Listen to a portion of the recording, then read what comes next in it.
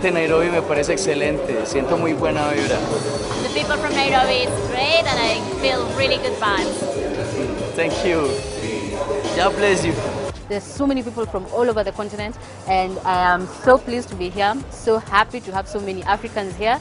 So that means we're taking the first step all the way to the highest level of corruption. We're going to stamp this thing out forever for the next generation. It will breed youth to become enterprising, to do business on their own, practice ethical business with a corrupt-free mindset. Then it will go a long way in eliminating corruption in Africa.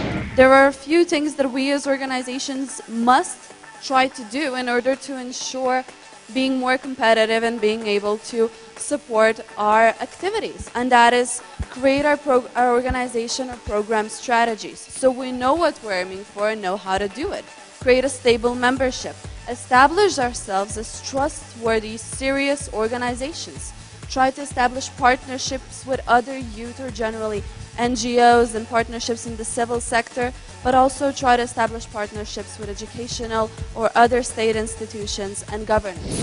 I see that this world needs a network of young people fighting corruption and working for governance, and this network should be controlled by young people, should be led by young people, and young people should support each other, even financially. How do we want to achieve it? And in how do we want to achieve it, it had been like mentioned two main things. Like a global plan, or well, something that Emmanuel called the Global Action Plan, and the structure, calling it structure or term of references or decision maker structure or whatever. The key thing about this year was that this was a youth-driven process. You could see young people deciding on the rules of engagement, deciding on the structure of the network, and basically what issues were important to them. We are working ICT tools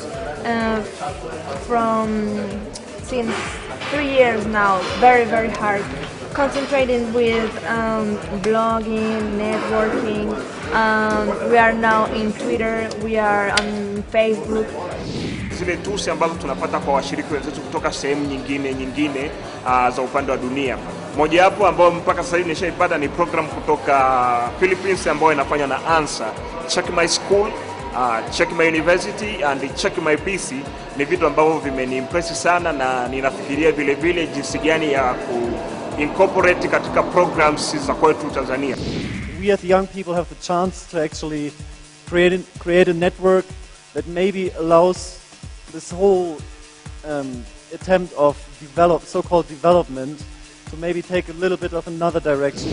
And so we want to say in a very strong term that corruption is an enemy. Young people know the issues and they can articulate in it, because we are trying to shifting perception that young people are not barbaric, young people are not they are not downcasted, but they are energized. So if we can use that energy, if we can use the energy of war into productivity, then that is a very huge resource. It's the time that young people stand up and fight against corruption. It really opened up so many opportunities for me. It made me aware of so many initiatives about corruption, what people are doing about it, and one of the most exciting approaches to corruption for me was really the use of ICT. The way we can also deal with corruption using SMS. One of the achievements is about the appropriate use of ICT in the fight against corruption, of which that was a challenge for my country, and I think I will take that back to my organization and able to spread it to other youth organizations and probably maybe our government to see that how best we can use ICT in the fight against corruption. We've learned more innovative tools, and I think the war is on. We've been able to determine that only mentorship can bring youth to be well engaged in the fight against corruption.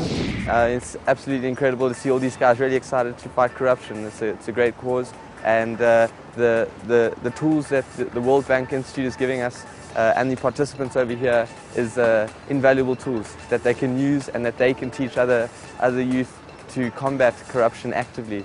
And it has been really rewarding to see how these extraordinary dynamic leaders have taken ownership of this work They are self-managing it, they are driving the agenda, they are organizing themselves.